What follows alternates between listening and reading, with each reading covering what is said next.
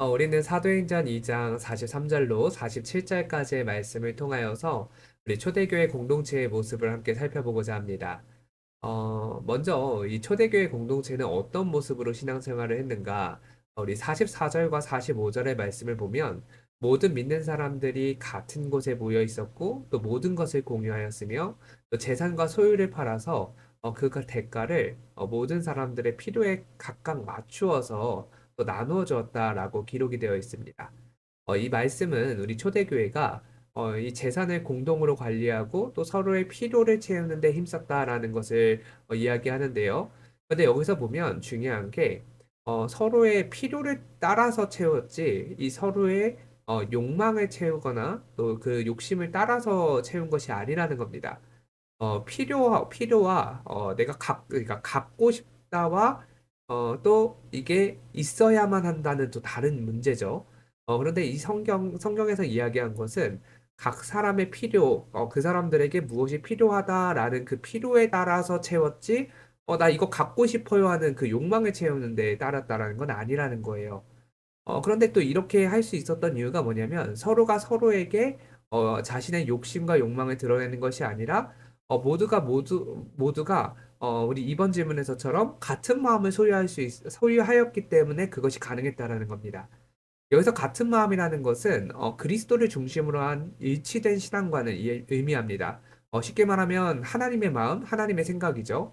그러니까 하나님의 마음을 소유한 자였기 때문에 그 사랑의 마음 속에서 다른 이들의 필요를 채울 수 있게 되는 것이고요. 또 그 필요를 채우는 게 우리에게도 사랑의 실천이며 또 그들에게도 내 욕심이 아니라 나의 정말 중요하고 정말 필요한 것들만을 요구하면서 그것이 정말 하나님의 사랑을 또 경험할 수 있는 시간이었다라는 거죠. 그러니까 하나님의 마음, 하나님의 사랑을 갖고 있었기 때문에 이러한 초대교회 공동체의 모습이 나타날 수 있었던 겁니다. 근데 우리가 이 초대교회 모습을 보면서 이렇게 생각해요. 어떻게 이런 일이 발생할 수 있을까? 이런 생각을 하는데 마찬가지로 우리가 초대교회 모습을 보러보면서 어떻게 이럴 수 있지? 와, 진짜 대단하다 싶은 그 시선으로 세상이 우리를 봐야 됩니다. 그러니까 세상이 우리 교회를 향해서 와, 어떻게 저 교회는 저럴 수 있지? 와, 저 교회는 어떻게 저런 정말 결단할 수 있을까? 이러한 마음을 갖도록 이러한 생각을 가질 수 있도록 우리가 정말 초대교회의 모습을 닮아가고자 정말 노력해야 된다라는 거예요.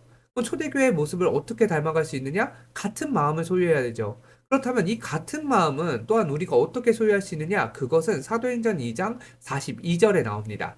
우리가 이 본문의 내용은 아니지만 42절을 살펴보면요. 이 42절에 네 가지의 모습이 나타납니다.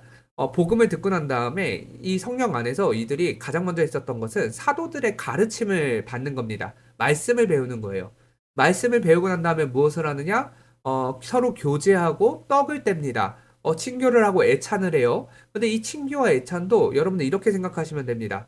서로가 교제하고 서로가 같이 떡을 떼는 게 그게 뭐가 어려운 일이냐 싶겠지만 그 당시에 헬라파와 그 히브리파가 다르고요. 종과 주인이 같은 공동체 안에 있었습니다. 근데 그들이 먹는 음식도 다르고 방법도 다르고 또 자신들의 신분과 생각과 모든 것 문화들이 다 달라요. 그런데도 한 떡을 뗄 수 있었다라는 것은 정말 그것을 넘어서는 무언가가 있었다라는 거예요. 우리가 원로 목사님께서 지난번에 말씀 전해 주셨을 때, 좌파냐 우파냐 그것이 아니라 그거보다 우리의 믿음이 더 중요하다라고 말씀을 하셨죠. 그런데 어떻게 그 일이 가능하느냐? 내가 헬라파냐 히브리파냐, 내가 어떤 문화 속에 있고 어떤 음식을 좋아하고 내가 어떤 음식을 먹으면 안 되고 내 나의 것을 주장하지 않으면 그것이 가능한 겁니다. 그러니까 이들이 교제를 하고 한 떡을 뗐다는 것 자체는 그 모습 가운데 나의 것을 주장하지 않는 하나님의 마음이 성령 안에서 우리에게 이미 주어졌음을 이야기합니다. 또 마지막으로 네 번째 모습이 뭐냐면 기도하기를 날마다 힘씁니다. 오롯이 기도하였다라고 전념하면서 기도하였다라고 말을 하는데요. 그러니까 말씀과 기도 그리고 교제와 애찬 이 네 가지의 모습을 통하여서 이들은 하나님의 마음을 알게 되고 하나님의 마음을 알게 되니까 정말 우리가 보기에 어떻게 저럴 수 있지 하는 일들이 나타나고 마찬가지로 그 일의 모습들을 세상 사람들이 바라보면서 정말 칭송을 할 수밖에 없는 일들이 나타나게 되는 거예요. 그렇다면 우리 공동체는 어떻게 돼야 되느냐? 바로 이 사도행전 2장에 나타난 모습과 같이 말씀을 배우는 데 힘쓰고 교제와 애찬하는 데 힘쓰고 기도하는 데 힘쓰면 우리에게 하나님의 마음이 소유가 되고 같은 모습은 아니라 할지라도 정말 우리가 하나님의 마음 안에서 초대교회가 갖고 있었던 그 마음의 결단과 같이 이 시대에 우리가 그러한 결단을 할 때에 세상 사람들은 와, 저게 진짜 교회지 라고 칭송할 수 있다라는 거예요. 하나님은 2000년 전이나 지금이나 앞으로 2000년 뒤에도 동일하신 하나님이십니다. 그렇기 때문에 우리가 한 주간 무엇을 결단해야 되느냐?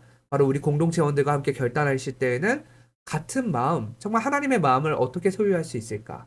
우리가 하나님의 마음을 소유하기 위해서 각자가 한 주 동안 무엇을 결단할 것인가? 그것을 함께 좀 나누어 보고 함께 정말 그것을 실천에 독려한다면 우리 공동체에 분명히 정말 서로 사랑하며 또 이제 각자가 공동체원으로서 책임을 다하면서 하나님의 사랑을 정말 우리 공동체뿐만 아니라 밖으로도 흘려보낼 수 있는 공동체가 될 겁니다. 이를 통해 정말 우리 한우리교회도 생명을 살리고 영혼을 세우는 교회로서 정말 온 백성들에게 와, 진짜 초대교회와 같은 그 교회의 모습이 저들의 교회에 있다. 그런 칭송을 받는, 그런 세상의 칭송을 받는 공동체, 세상에 빛이 되는 공동체, 소금이 되는 공동체가 되기를 간절히 바랍니다. 또 그것을 우리가 공동체 모임 가운데 풍성하게 누려주시기를 바랍니다. 우리 지금까지 또 은혜의 시간들을 잘 또 경험하면서 이렇게 보내셨는데요. 우리 또 공동체원들 가운데 우리 동판 다 출석하였는데 동판 받지 못하신 분들 꼭 다시 한번 이렇게 한번 확인해 주셔서 동판 우리 추가 주문한 게 이제 도착했는데요. 우리 확인해 주셔서 동판 교육자실에 수령하여서 그렇게 또 전달해 주시면 감사하겠습니다. 우리 목자분들 이번 주도 화이팅 하시기를 바랍니다. 항상 감사합니다.